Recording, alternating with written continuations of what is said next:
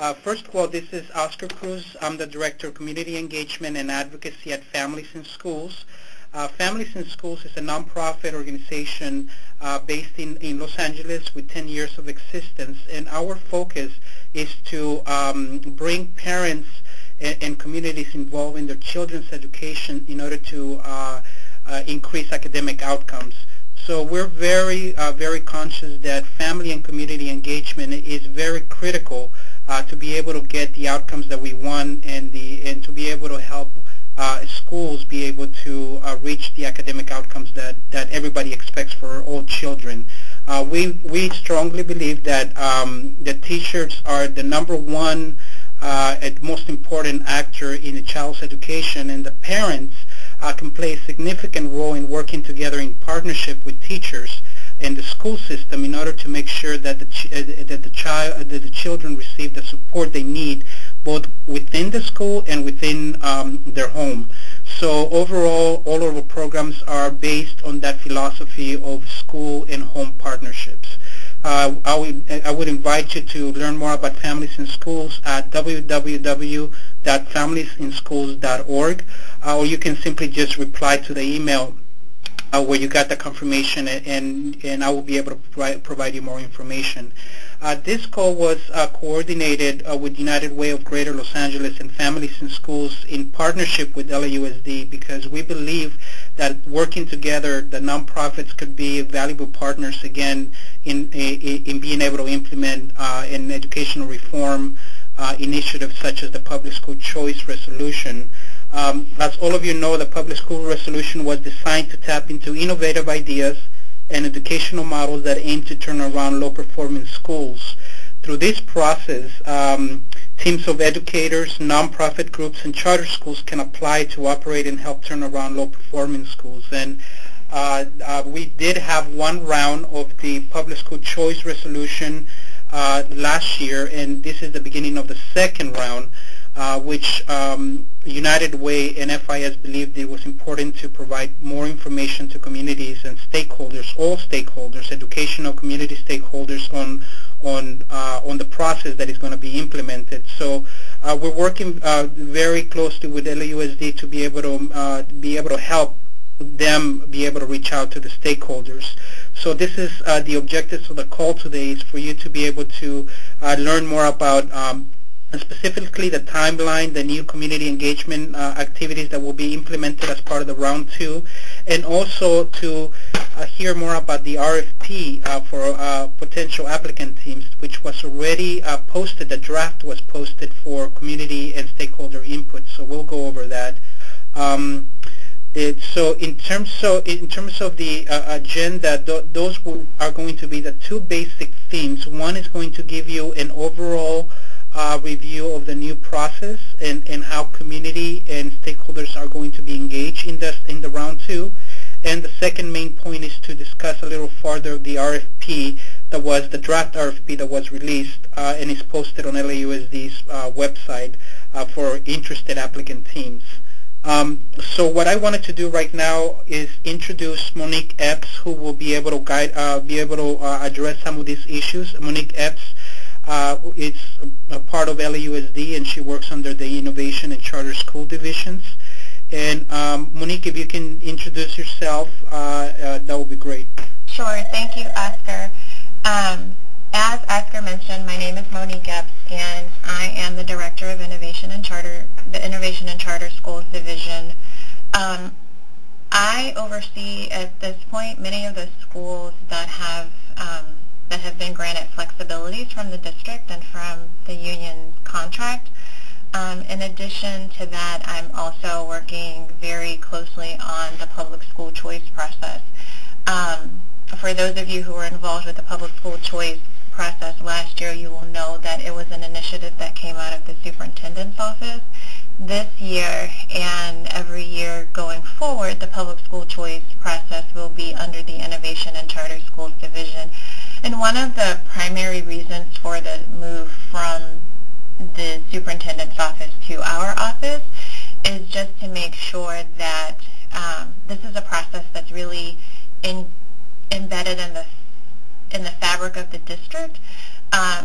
it was decided that by having it in our office, it actually can be something that the district gets used to, the community gets used to, and we know that every year this cycle is going to come up. And I think the other thing is that by leaving it with the superintendent's office, it could be seen as an initiative for that particular superintendent, and if that superintendent leaves, so too does the public school choice process. And that's not what we want to happen. So the process has been moved over into the Innovation and Charter Schools Division. So we are the primary contacts around public school choice, and we're working with community partner groups as well as with other departments in the district to make sure that the process is a success on many, many levels. Before I go any further, I would just like to pause and thank both Oscar and Sandy Mendoza from the United Way for pulling this call together, for helping us to organize this effort. I think it's really important to us here at the district that as we are doing this work that we really engage all of our stakeholders around this process, and both Oscar and Sandy have been invaluable to me and to the district in that process, so I just want to thank them for that. I guess quickly I'd kind of like to walk through the public school choice resolution timeline. I'm sure for those of you who've had a chance to visit the website or visit the website, you may have been able to download the draft RFP that's up for public comment. So I just wanted to kind of talk through the timeline so that you get a sense of how we will proceed for the second round of public school choice. So as many of you know, on May 24th, the superintendent released the focus schools and new schools that will be a part of the public school choice process. And so we have 8 focus schools and 9 new campuses that will be available. And I think on those new campuses, some of them will hold I think they can hold approximately 25 to 29 schools, because many of them have been built such that they can accommodate small learning communities or small schools. So we will look to see, we will probably house multiple schools on those campuses. So we are right now in the middle of the public comment period for the RFP. The RFP was posted late in the evening on Monday, June 7th, and will close tomorrow at 5 p.m. So I encourage those of you who have not had an opportunity to review the RFP, the draft RFP that's online, I encourage you to take a look at it and please provide your feedback. I've already received some feedback from people, and I really appreciate that.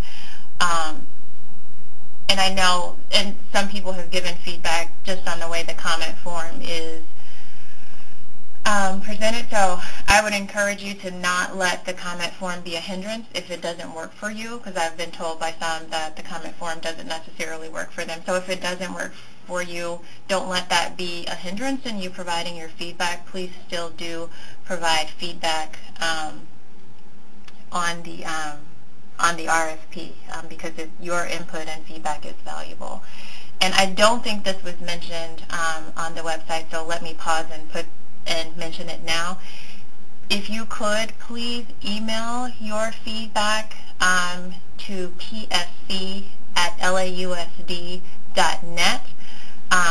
We will take all of the feedback that's given. We will go through every bit of it very carefully. And then as a team decide how we can and what we can incorporate in this round of the RFP, and we will also make sure that we have that feedback as we go forward. And so if your feedback or suggestions or comments don't necessarily make it into this version of the RFP, we will keep all of the feedback that we receive for future versions, and we will go through this process again, so you will have more opportunities come next year when we go through this process to provide more feedback. We've already started our community sessions. They started on yesterday. I think there were 2 or 3 community sessions on yesterday, and they will continue throughout the rest of the month up until June 25th. And these community orientation sessions are really to help start the dialogue with parents and community members and teachers, for that matter, and other staff members at the school around the public school choice process. How did their school get here? Is there a focus school? What is some of all of this education jargon that we talked around? Like, what does it mean? We've also started to really engage parents in these, or we want to engage parents in this first session around what they want to see in their school. So those sessions started last night and will continue until the 25th.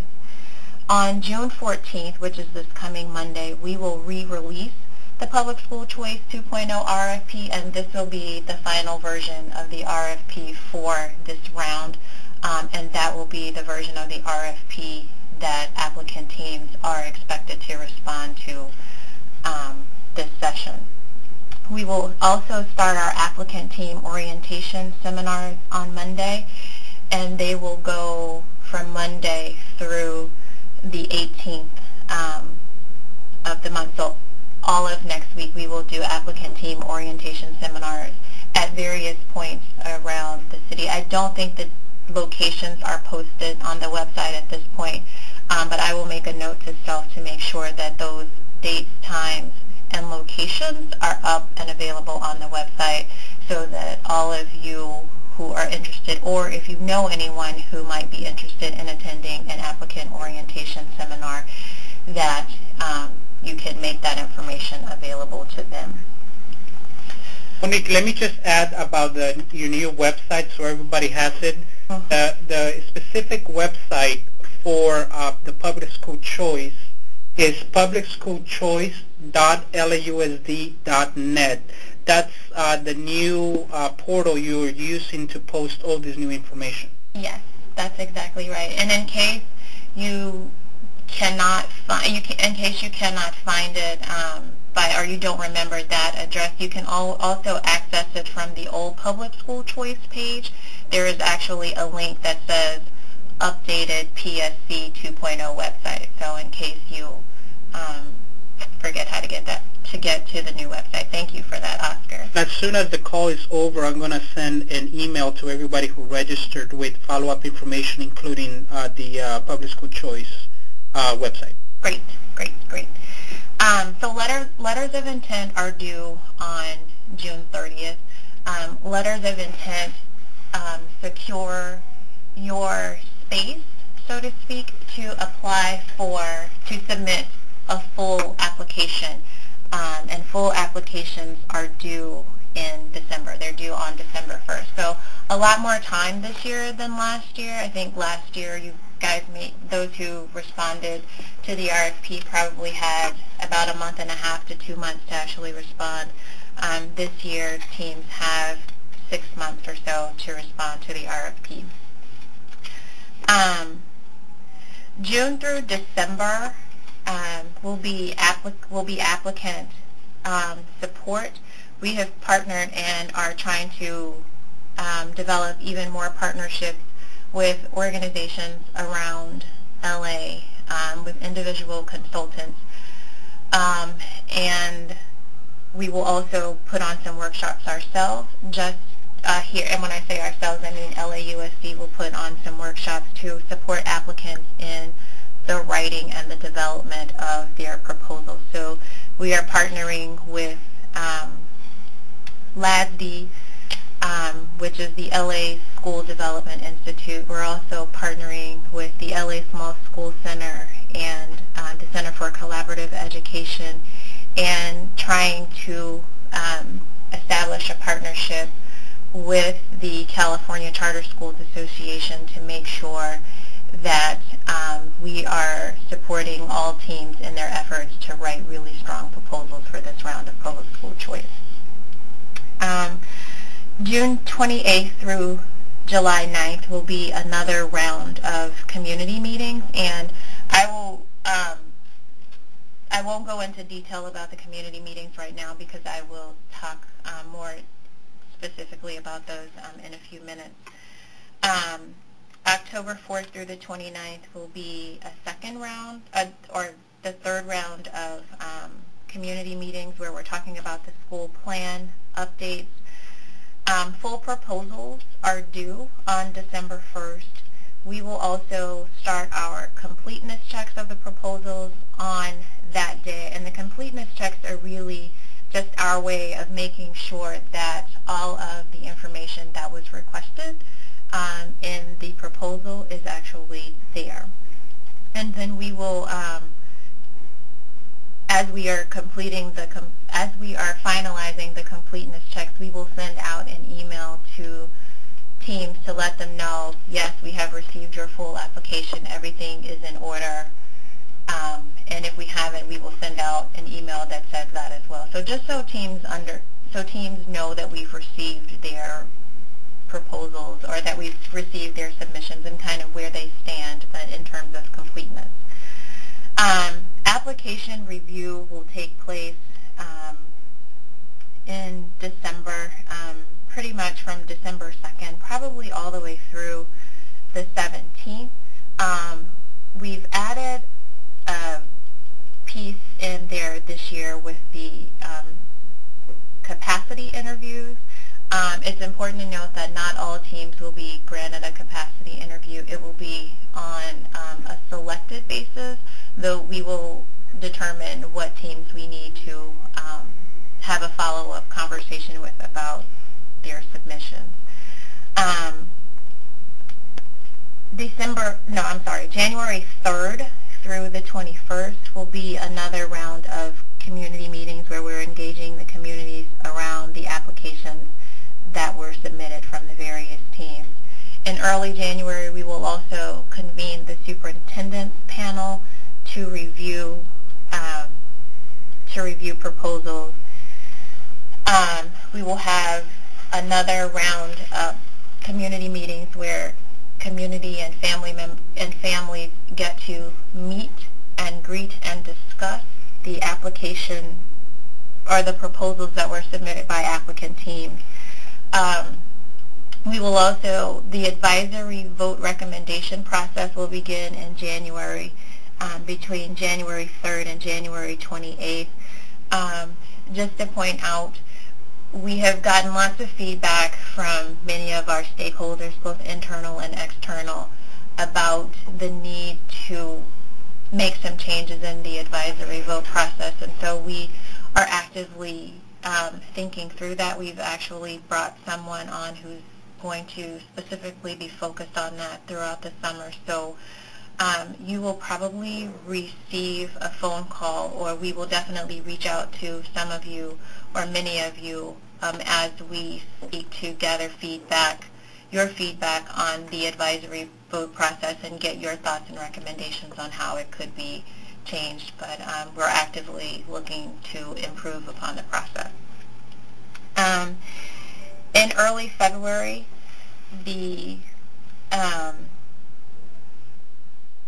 superintendent will make his recommendations to the Board of Education, and the Board of Education will vote on the superintendent's recommendations. And at that point, following the board's decision, we will actually communicate to both applicant teams and to families the decisions of the Board of Education.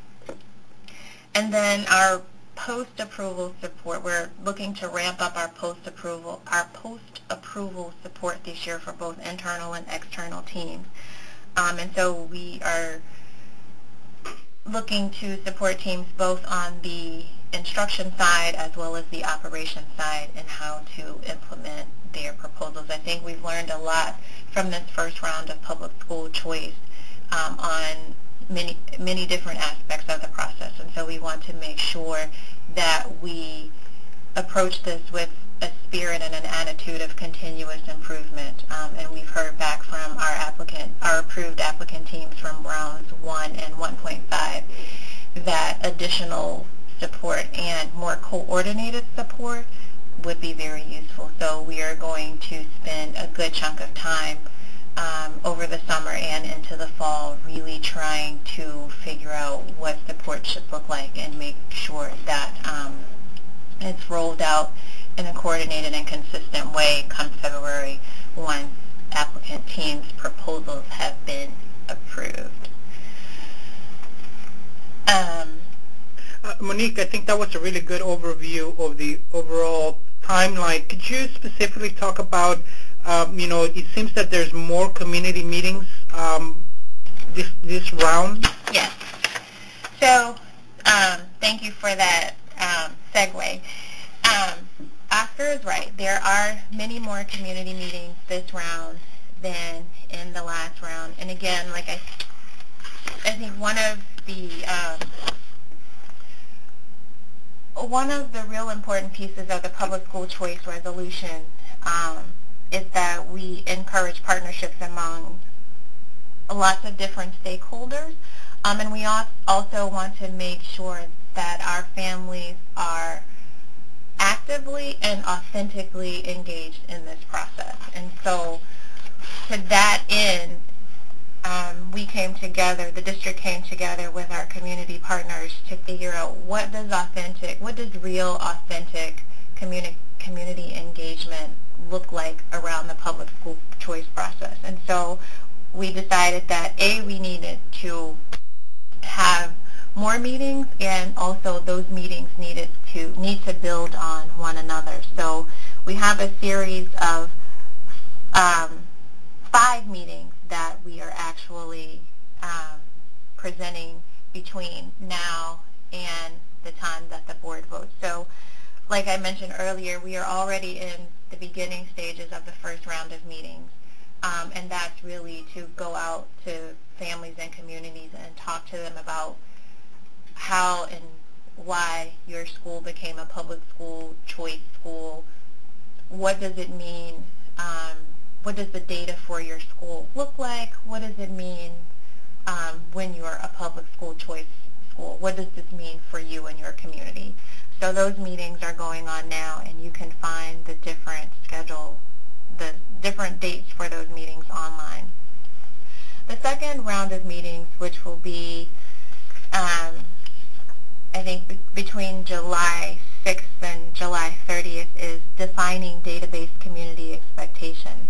And in those meetings is where parents will have an opportunity to evaluate the district's parent resources, including the data and accountability data sheets and the school report card. And then we can start to have a conversation around what the community and the family's expectations are for the applicants applying through the public school choice process. So what we really want parents to define in these meetings is what they want to see in their schools, what they would like for applicant teams to consider when writing a proposal for their school or for their campus in their neighborhood. And so the information and the data that's collected from that meeting or those meetings will be made available to applicant teams who have expressed an interest in a particular campus or school. October 4th through 29th, we will have another round of meetings, and those will be the applicant team school plan updates. So at that point, applicant teams will have gotten into the groove of writing their proposals. They will have had all summer long to write. They would have had a couple of months in the school year.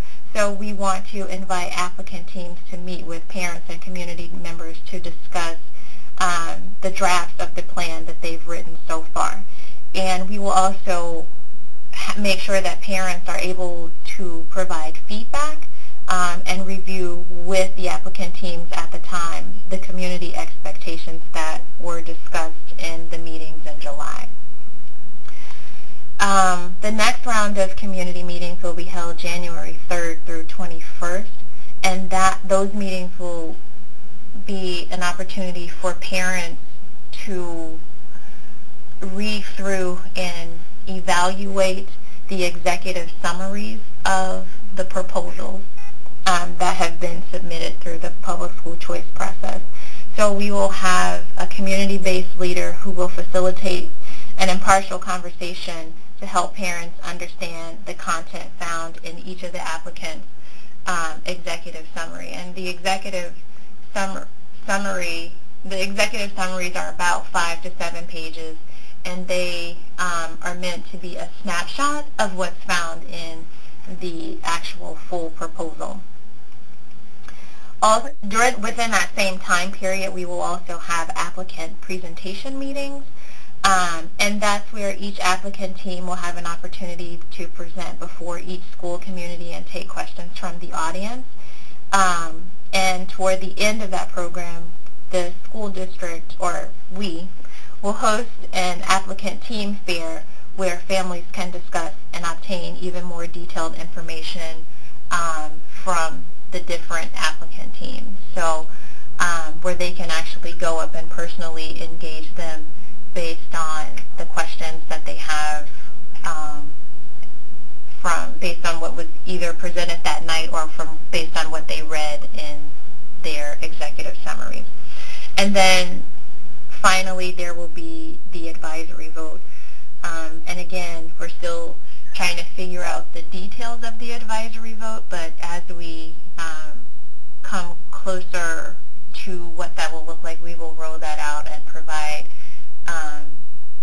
lots of information around the advisory vote recommendation process and what can be expected around there. Monique, I know that this process can be very confusing to parents, and I think there's a new number that you have, like a hotline.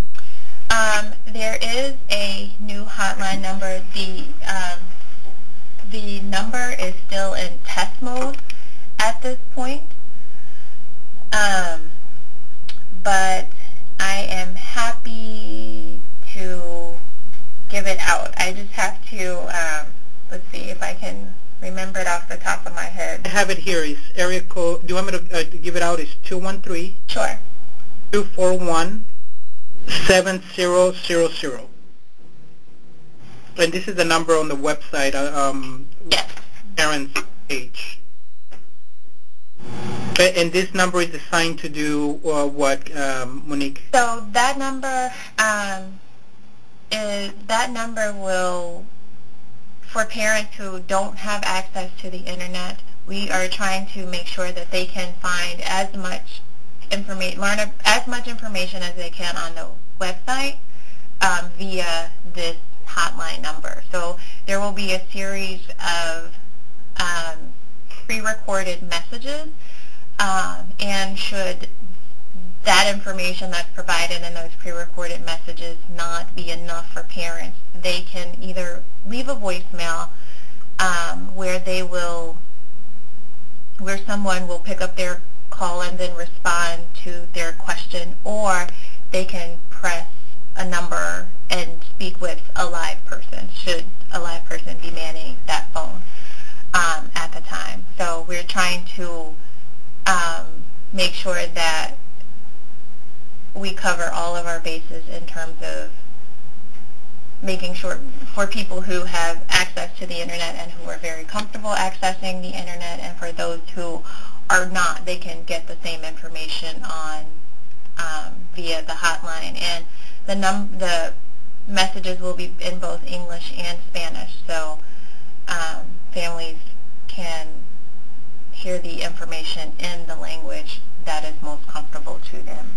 Great. And I know many of you participating in the call may have questions. So what I'm going to do is we'll probably stop around 11:40 to have 15 to 20 minutes for people to ask questions directly to Monique. So Monique, in the time that we have left from now till 11:40, Could you tell us a little more about the RFP, the draft RFP, and any information the stakeholders should know about the draft RFP? Sure.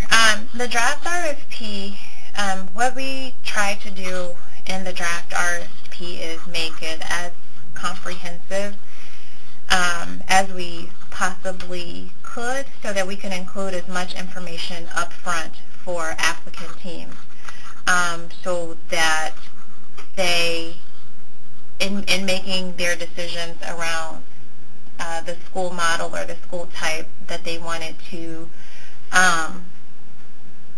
select or apply for, information around the different assurances, the modified consent decree around facilities. We tried to put as much of the information as we could up front. We realized last year there were lots of unknowns, but as we've gone through this process once and we've started to uncover some things and we've started to learn about information that is important for applicant teams to know, we've tried to include that information in this version of the RFP. In terms of the questions, I think our theory of action around the questions was similar to that. You will notice if you're doing a comparison that some of the questions are the same. We have tried to eliminate, I think there was some confusion last year in terms of what questions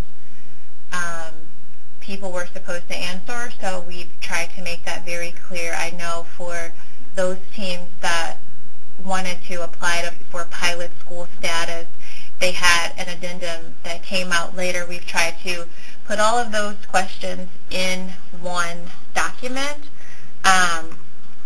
so that it was very clear and so that the readers who will ultimately read and evaluate these proposals have a full picture of the proposal that is submitted. We've also included a supplemental application, and that's for organizations that are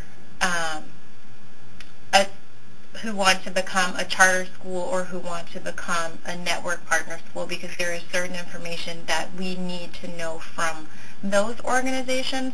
So we've included that as a supplemental application that all organizations applying for those school types or models have to complete as well. Monique, are there any specific, I would say, content areas or something that you're asking that maybe was not asked last year? A couple of things that I think we're asking for this year that we did not ask for last year. One, I think, is around the implementation plan. Last year, we did not ask for an implementation plan of how applicant teams would roll out their proposals over the course of a 5-year period. So via our conversations here in the district, as well as our conversations with the various readers from last year, conversations with applicant teams, we thought that it would be a great idea to make sure that we were including an implementation plan that talks about how you're going to roll out, how you're going to strategically, I want to add that word, how teams are going to strategically roll out their plan over the course of the 5 years, realizing that not everything can be done in year one. And I think the other thing, and this is specifically to internal teams, is around the waiver process. A lot of teams believe that in order for their proposals to be implemented very well, that they needed specific waivers from the collective bargaining agreement.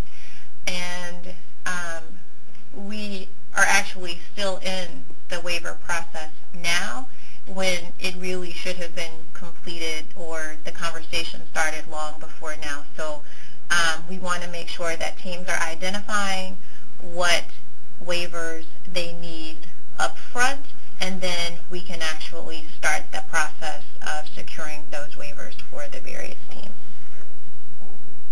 I know the period to submit feedback it concludes tomorrow for the RFP. Anything else you wanted to highlight before we get into the question and answer period? No, not anything at this point. I just want to encourage those on the call to provide as much feedback as you possibly can. When I say that we're going to take a look at, review, consider all of the feedback that's provided, that is a very true statement. It's not an exercise in futility. It's not just something we're saying, okay, we have this public comment period, and we're going to get it, we're going to stick it in a box and not consider it, but at least they think we did. It's not, that's not our, that's not what we're doing. We really are considering it, so I really do hope that everyone on the call will provide feedback for this process. Great. Thank you, Monique. So we're going to open the question and answer period. So if you can state your name, the organization, and your question, that would be great. I will remind you that you will need to press *6 to unmute your line if you already had muted your line. Oscar, this is Allison Bhattacharya with CCSA. Yes.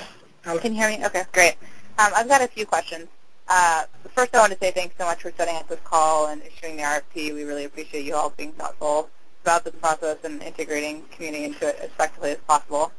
I know that many of the applicants are really busy with finishing up the school year, and I'm just wondering, is it possible to go ahead and let us know what time those orientation meetings will be next week, even if the locations haven't been hammered down, just so people can plan accordingly? Yes. Let me pull up the schedule. If I can pull up the schedule, Allison, and then get back to you. That'd be great. And just, I guess, speak to them at the end of the conversation. And then what I will also do is email them to Oscar so that Oscar can send out an email blast to all those who are participating on the call. And that'd be great. We will upload them on the website, absolutely. And, that'd be great. Those are not for the community. This is for the applicant team orientations, right? Yes, that's the applicant team meet. Yes, I think that's what Allison was referencing. The community meetings, that information is already online. Correct. Yeah, no, I was referencing the applicant team one, so thank you. And then I have two other questions if I can ask them, or if you want to go on to somebody else, that's fine. Do you mind if we can hold on so we? Absolutely. Yeah. That's fine. Hi, this is Della Knight. Which organization? I'm the second vice chair for Parent Collaborative, and I also work with an organization called Transparent. Okay, great. Several questions, and I'll try to lump them as quickly as possible. Specifically in regards to the community meetings for parents. We have central organizations such as our District Advisory Committee, our District English Learner Advisory Committee, and our Parent Collaborative. These organizations will be down for the month of July. How then, and also in lieu with the traditional schools, they will also be down for July. How will you coordinate to reach out to those parents? How will you set up for those parents who cannot access 213 numbers? Will we have an 800 number that they can use in regards to the hotline? And could you please define waivers, what type of waivers those are? Okay, so we have sent out communication to parents already with a list with the dates of the meetings, and at every meeting we are gathering contact information for parents, and we'll reach out to them that way. We have their addresses, and so as the dates are finalized, we will continue to send out communication every time as meetings are coming up, especially for those meetings that are coming up in the month of July. I think it's a great question about parents who are not able to access the 323 or the 213 area code, because the number is a 213 number. I don't have an answer for you right now, but I will figure that one out, because that never crossed my mind, given that I've only been in LA for a couple of months, and so I wasn't aware that not everyone can access the 213 area code. So I will address that, because I think that's something we have to be mindful of. So thank you for that. In terms of waivers, these are waivers from the collective bargaining agreement, and mostly it's been the UTLA collective bargaining agreement where school applicant teams have asked for waivers, and the waivers have, a lot of the waivers have been around teachers following students, but the waivers can come in any form. I think applicant teams know best what waivers they want from the collective bargaining agreement, and so they're asked to cite the article in the section of the collective bargaining agreement from which they want relief and submit a waiver that way. Thank you. Next question.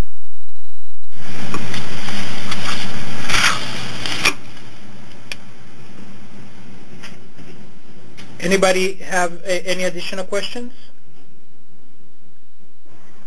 Hi, this is Allison again. If nobody else does, I do. Yeah, go ahead.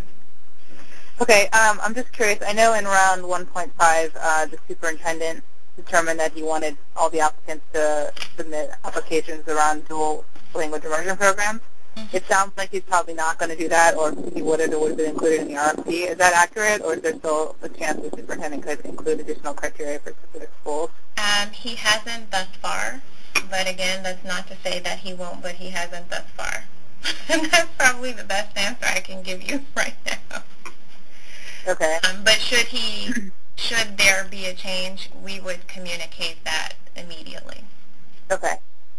And then I'm curious about the context for the supplemental application, particularly for charter schools, given they already have to submit a charter petition as well as a standard application. Do you mind articulating that and why that's not the case for traditional applicants? Why the traditional applicants don't have to submit the supplemental application? Right. Because many of the things in the supplemental application don't necessarily apply to traditional schools. They only apply pretty much to outside organizations. I don't know. And there are things that are not addressed in the charter petition? They are things that are addressed in the charter petition, and I think one of the things that we were trying to do, Allison, is make sure that any questions that we asked would not deviate too far from what was asked in the charter petition. So even on the instructional side, there are things, or there is information in just the standard RFP application response that are addressed in the charter application. So, but a charter applicant will still have to submit a charter petition plus the CSC application plus the supplemental application. Yes, and the supplemental application isn't very long, but it's also information that we feel that the reading teams who are reading the proposals, who may not necessarily be a part of the charter application petition process, like that's information that is crucial for them to know as they're making their decision. Okay. Just wanted to check if there was any other questions from someone else. Otherwise, Allison, please feel free to just continue, asking questions. But I wanted to make a check. Is there anybody else that would like to ask a question? Yes, actually, Zella Knight once again. Well, yes, please. Again, going back to our central parent committees, I understand for the period of July 6th through July 30th, you were addressing in regards to providing parent resources, data sheets regarding the report cards and all additional support. In addition to that, you were talking about there was going to be a community-based liaison who would be assisting. Can you clarify that a little bit further, and what will be the partnership with Parent Community Service Branch or the acronym PCSB in supporting this? Right. So we are working with the United Way and we're working with the United Way to identify neutral community-based leaders to help facilitate the meetings in the communities. I think one of the things that happened last year, and this is things that we heard from our follow-up conversations or post-mortem conversations, and the feedback that we received is that parents weren't sure who to trust. At times they felt intimidated, didn't necessarily understand the motivation behind some of the people that were providing them information. And so what we are in the process of doing is identifying neutral community-based organizations and leaders from those various communities to walk with communities throughout the entire process. And so we're hoping that they can facilitate all of the meetings in a particular community. So when parents have questions or when they hear rumors, they can go to a particular organization or a particular leader who has been walking with them throughout the process to get their questions answered. Hello, this is John Rogers from UCLA. John, welcome. Thank you. I'm just curious how you're going to go about identifying those community organizations. Again, we've been working with United Way in this process, and so I'm not sure if Sandy's on the call, if she wants to speak a little bit more about the process that's been taking place. Right. Sandy is not on the call. She said she was not going to be able to make it. Okay, that's fine. I think she was preparing for one of the actual community meetings that she might be leading today. Yeah, tonight. Tonight. Yeah. But just based on my recollection from last year, what United Way did was that they did a mapping of people that they had worked with in different communities, and those were the people that were invited to do the applicant meetings. And these probably sound more like organizations that United Way has worked previously with, and that they know that they conduct work in specific areas. But we can share your question, John, with Sandy, so she can maybe address that directly. That would be great. I can follow up with Sandy too. Okay, great. Okay, thank you. Oscar, this is Bill Ring. Hey, Bill, how you doing? Just fine, thank you. Bill Ring with the LAUSD Parent Collaborative, also with Transparent. A quick question. Monique, first of all, thank you to both of you for the time you've extended in making this call possible, and all the parties that were responsible for that. Monique, just a question to you regarding the fact that this is what appears to be about a 48-hour public comment period on the RFP.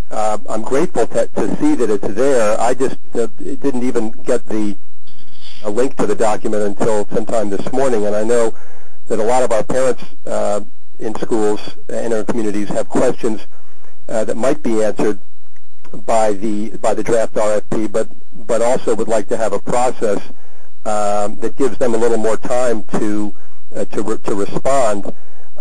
It strikes me that a 48-hour window is kind of a shallow window, particularly in light of the fact that last year there didn't appear to be a formal public comment period, and although there were comments that were submitted, my eyes didn't see any of those reflected in what was actually released. So that's one question, and I do have a follow-up. So I think last year it's my understanding, and let me just be completely transparent. I wasn't here last year during the beginning of the process, but it was communicated to me that there was a significant public comment window for people to provide feedback on the RFP. Not to mention that we've collected feedback post the 1.0 proposal submission process and post the 1.5 proposal submission process, and talked with lots of groups and have incorporated the feedback from last year as well as the feedback that we received post the first round and round 1.5 into the RFP. So that was the impetus behind the 72-hour time to give people an opportunity to respond. But I mean, I think it's something that we will duly note going forward, that maybe we do need to open up the window of opportunity more. So. Just that, Oscar, if I could just be permitted. Yeah, go ahead. Go ahead, Bill. Thank you. I've started doing I've actually met with some of the folks. These are primarily the teacher-led teams in the first round. The folks that LASD is working with, and it was curious to me that at least with the group with which I met, or with the number of schools represented, nobody responded in the affirmative that there were any parents involved in either the writing of these plans nor in the follow-up meetings, for example, held with LASD. And so that's why I'm really hopeful that, and I haven't seen the RFP, so maybe I should hold my tongue until I do. But I'm hopeful that we can do a better job of being inclusive, so that we actually have parent and community voices represented in the next round. Thanks. Thank you. Thank you, Bill. Any other questions?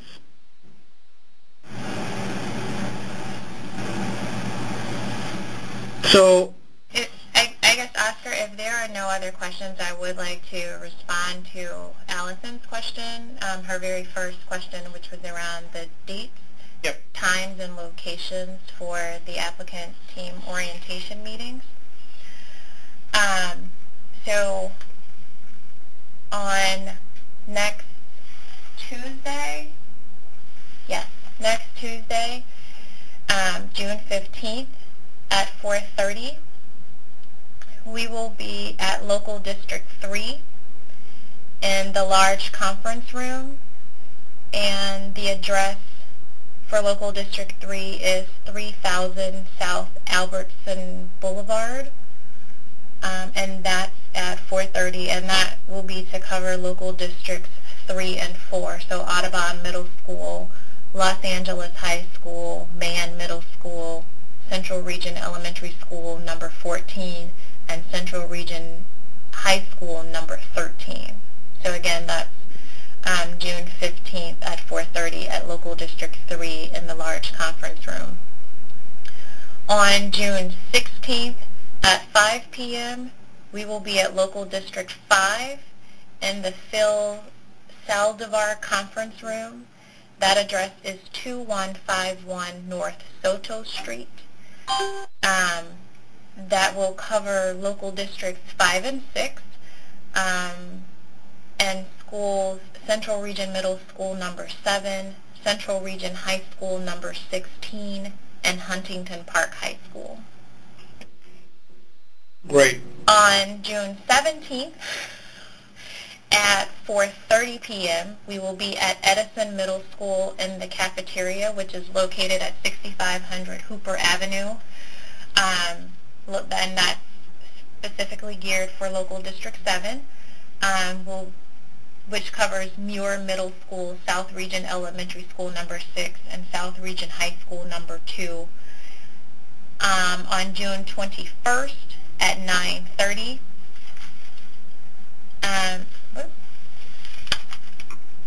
my computer is going out. June 21st at 9:30 a.m. we will be at the Celery Special Education Center, which is located at 15805 Budlong Avenue in Gardena, and that covers Local District 8, Clay Middle School, Hart Prep Middle School, Woodcrest Elementary School, and South Region High School number 4. We are still waiting to hear back from Local District 1 around a time and date for the applicant team meeting scheduled for Local Districts 1 and 2. But as soon as that information is available, we will post it on the website. And as I mentioned, I will send this document in email form to Oscar so that he can send it out to everyone who's participating on the call. And then we will also post it on the website as well. Great, Monique. Thank you so much. Unless there's any other questions, I think we come to the end of the conference call. I want to thank everybody who attended and made time to be part of this call. As we were mentioning previously, we strongly believe that community and parent involvement is going to be essential in making this reform initiative a success. So thank you, everybody.